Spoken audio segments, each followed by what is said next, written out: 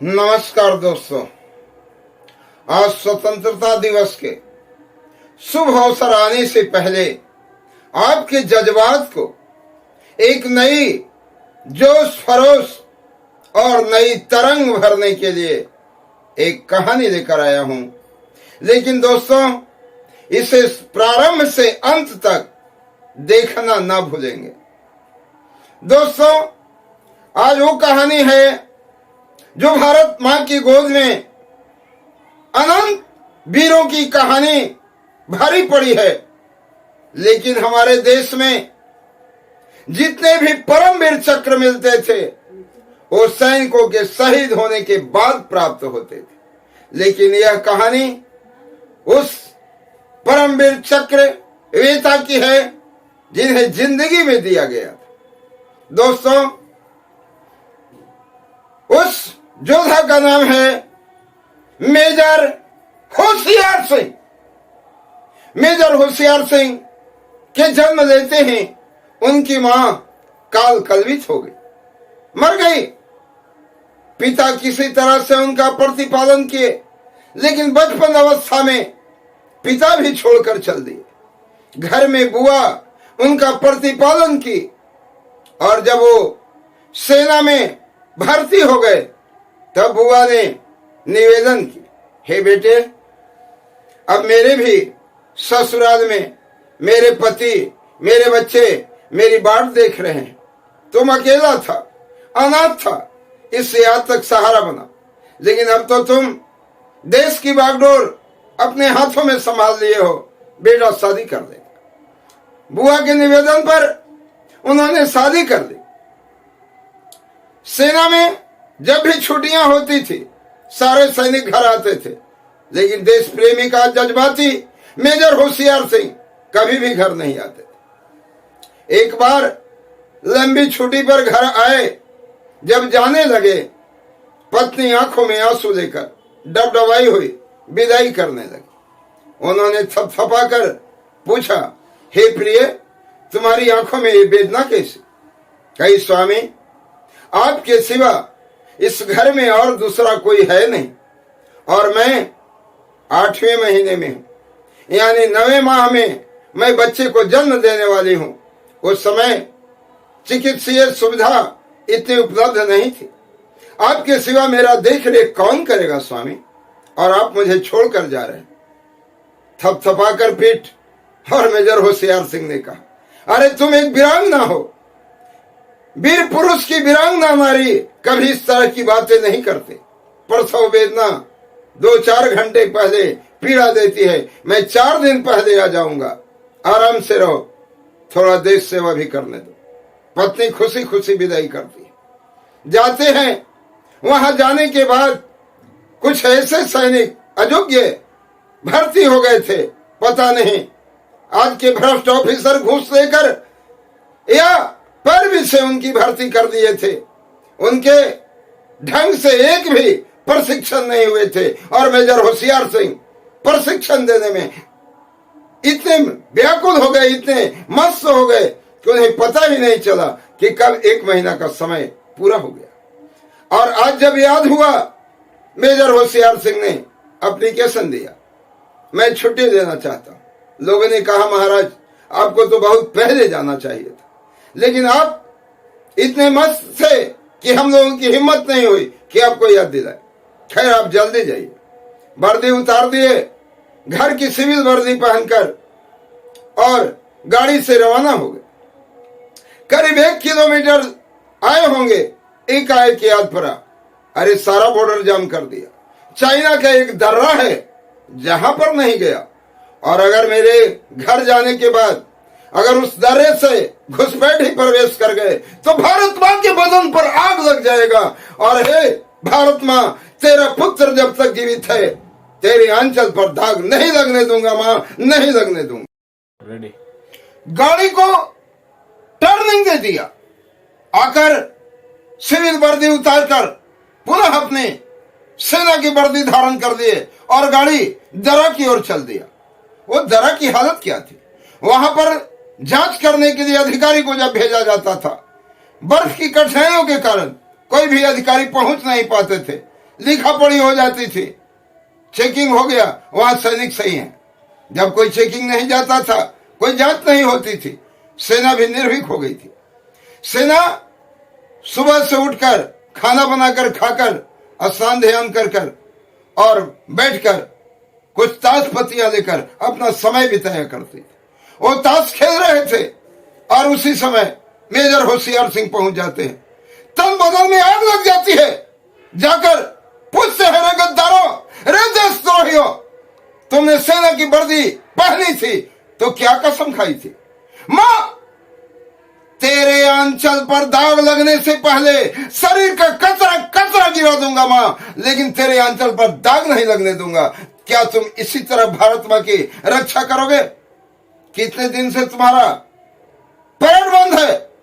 लोगों ने कहा 6 महीने से। कहीं 6 दिन अगर तुम्हारा परेड बंद हो जाता है तो तुम मिट्टी के धोंधे बन जाते हो, गीली मिट्टी के धोंधे हो, फेंक दिए जाओगे।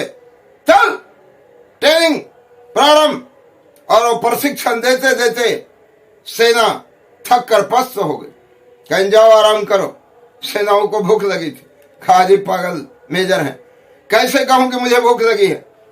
स्वयं वर्दी उतारकर हाफ पैंट पहनकर और जंगल में गए, सूखी लकड़ियां काट कर लाए और इतना स्वादिष्ट भोजन बनाए कि उसकी महक से, उसकी सुगंध से लोग व्याकुल हो रहे थे भोजन के लिए। कब मेजर साहब खा लेंगे तो हम लोगों को भोजन मिलेगा।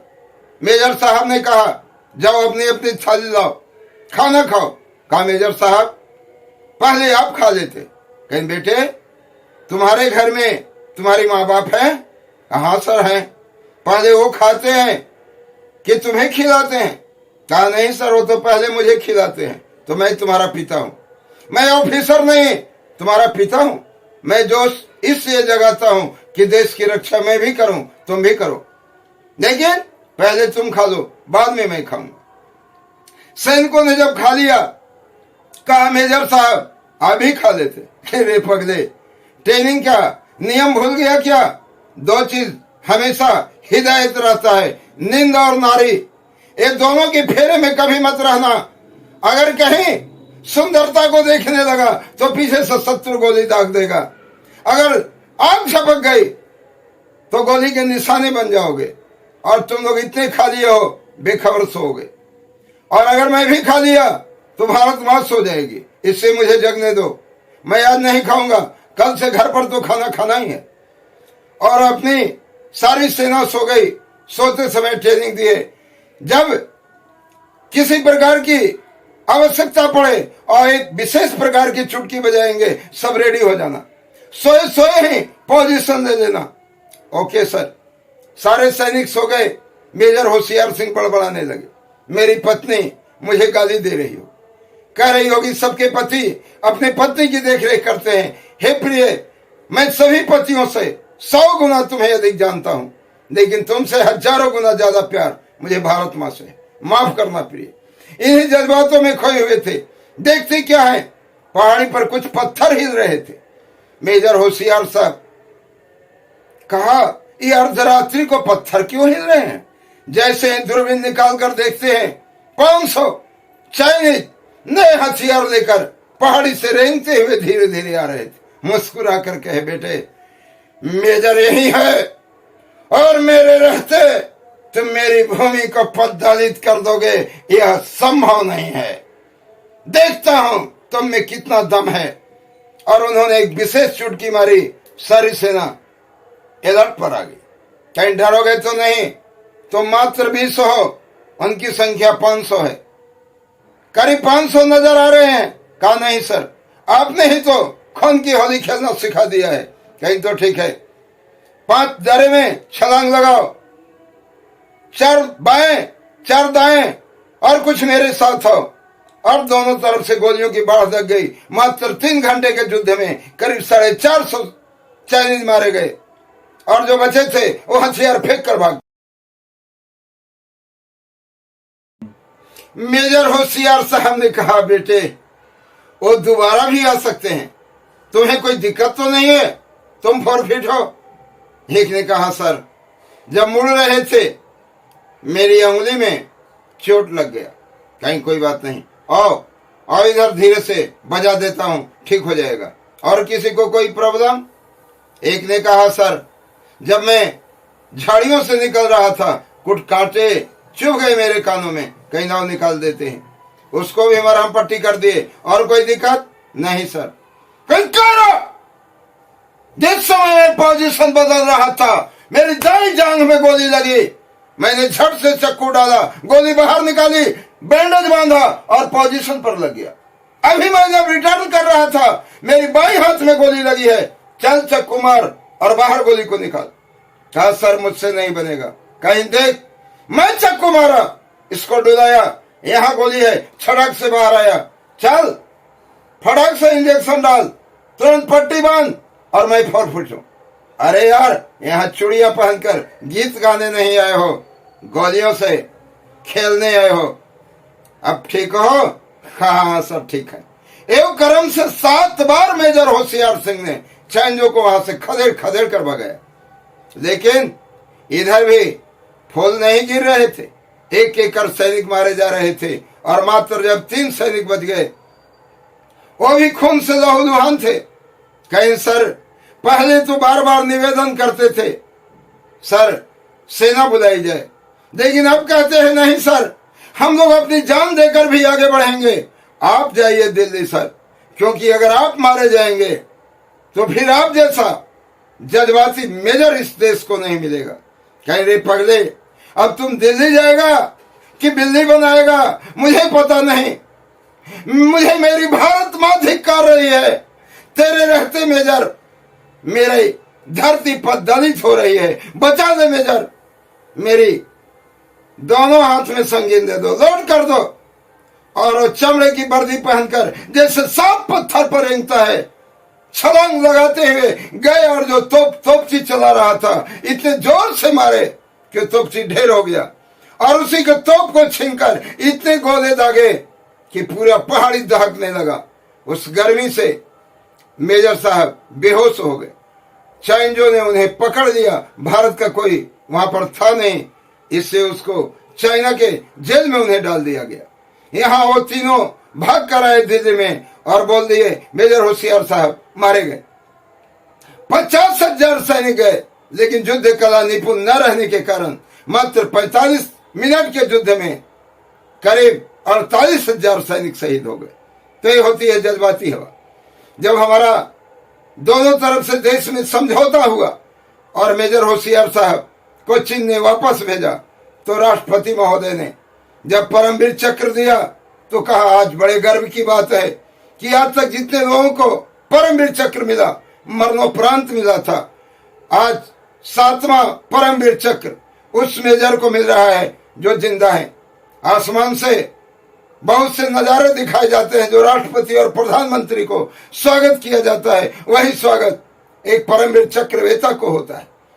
और मेजर होशियार साहब बुलंदी के साथ आगे बढ़ रहे थे। जाने के बाद राष्ट्रपति महोदय से कहते हैं मुझे आपसे एक अर्ज है। कहीं हाँ बोलिए।